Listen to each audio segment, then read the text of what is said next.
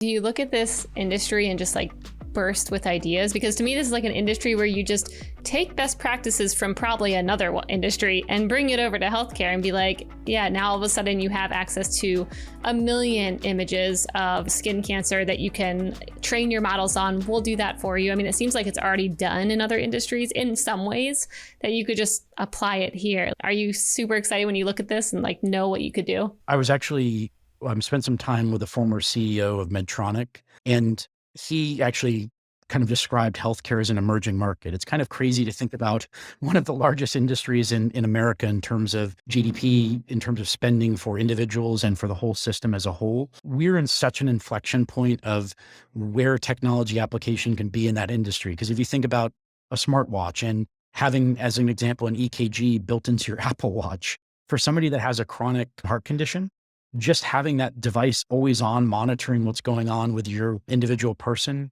can provide direct intervention. If there's, let's say, arrhythmia or an issue that they need direct medical intervention, it can send a notification to a care provider.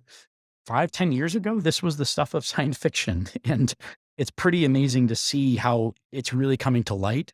And I just think there's so many examples of where, to your point about kind of taking other industry examples of where that application can be brought in to improve the overall experience of healthcare delivery. And honestly, you could say the same thing of other industries as well, like even manufacturing that's going through a huge wave of digitization, where traditionally, let's say a factory that was built in a very manual process where people either assemble things, obviously things like the automotive industry has got different levels of digital adoption, but smaller factories, as an example, are finding ways to apply some of the lessons learned from even their own industry or other industries to be able to apply those solutions and try to make them more efficient from an overall perspective. And I think what we're really seeing is that convergence of digital technology from an overall perspective is getting to the point that it reaches fruition and maturity within certain industries.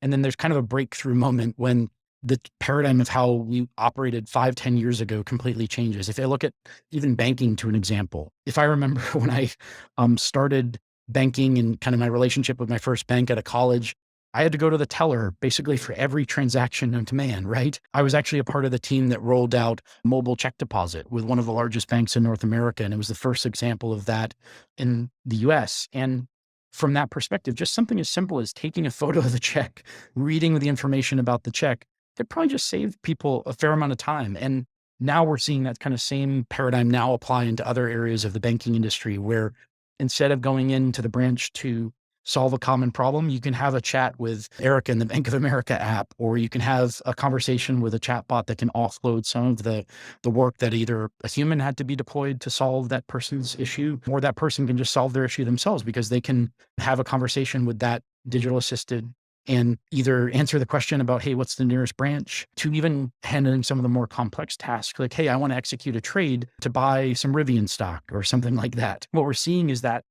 paradigm, if you look at areas like banking and retail, which have pretty high levels of digitization, they're now starting to take those kind of same paradigms in even healthcare as an example, with that same kind of intelligent self-service model. I can't remember any payer application that I really loved, let's say, where I've worked with my health plan and I'm really excited about getting my explanation of benefits. But if you think about it, the way that you connect with a digital chatbot and the way that that's already been implemented in banking, that kind of same paradigm could apply for healthcare, where instead of having to call into your health plan, you can have a conversation with a digital agent. Maybe he can get you 30% of the way there before you need human intervention. But one of the things that's also important is it could route that person appropriately to the right resource. So you don't have to call in, go through the same script where you say, hey, I'm Adam, I'm trying to understand my recent EOB. That chatbot can use natural language processing to understand the context of what you're doing, intelligently route you using what is kind of like an automated contact center solution like AWS Connect, and bring you to the person that is the best person that can solve that problem for you. And if you can go from a time to resolution of minutes or seconds, even to a degree, that increases the efficiency and reduces the cost of running and supporting that member as a part of their experience. And we're seeing that kind of paradigm shift happen a lot, where other industries are learning some of the best practices and, let's say, the tips and tricks that a lot of other organizations have adopted or have trialed. And now they're starting to bring those POCs into their ecosystem as well. And I think overall, we're just seeing over the last 5 to 10 years, the percentage of experimentation that's happening even in large industries is increasing significantly because they're running those POCs that allow them to test using human-centered design-based approaches, an idea. And once that idea is either has legs or, for lack of a better term, is something that can move either a process or a workload forward, it's something that's adopted in industries. And we're seeing more and more big industries, even like banking, thinking more like a product company rather than a bank. Well, they have to now because all the startups are kind of forcing them in that direction. If you keep operating the way you always have, you might go out of business because I think the younger consumer is used to something very different. I do have a request for you all that I think you could build for me, or, I love to throw out random ideas and then maybe no one wants them, but I think that you all should be putting patient data on the blockchain, because every time I go into the doctor's office and they're like, tell me about your family history, I'm literally like, hello, mom. I don't know if you've seen that TikTok where it's like the younger girl like calling her mom, even though she's like 21. She's like, mom, is this in my family history? And I've answered this so many times. I'm like, can it just be in one area? It doesn't change. And then the doctors can just add to it and they all can just share among each other, but it's never a thing anymore. Anyways, that's my idea for you all to solve one day. That's a really great idea. And it's actually, from a regulatory standpoint, it's actually not been something that has been possible up until recently. A law passed called the 21st Century Cures Act. While it doesn't solve everything that you're talking about, what it does mandate is that hospitals need to provide interoperability of data. So the exact use case is, let's say you have a doctor that's a part of, I live up here in Boston, so Mass General or that kind of network. And then you might have a specialist in a different network. There's really no picture of Adam as a whole patient and a whole person. And I think we're still a little bit away from using blockchain as a technology, but I think it's definitely the right way to do it. But if you think about it though, there should be aggregation of my health data so that because I moved from city A to city B, they carry over your health file. Because I remember how much fun it was when I moved from Rhode Island to Boston just to get my health records transferred. Yeah. Or when they ask, they're like, can you fax? I'm like, what's that? What do you want me to do? Exactly. I actually don't. Is that an email? Are we in 1990? Yeah. Like, well, I don't know what you're talking about.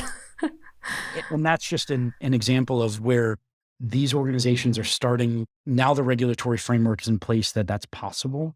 And I do think that either blockchain or similar types of digital asset management will enable us to have better sharing of medical records, but do it in obviously a secure and HIPAA compliant way. Because the last thing that we want is, let's say, some dirty laundry from my health record to get out would be something that either prevents me from a job or violates my personal privacy as well. So it's a balance between sharing of data, but also maintaining the privacy of the individual, which is paramount in the healthcare industry and regulated through HIPAA.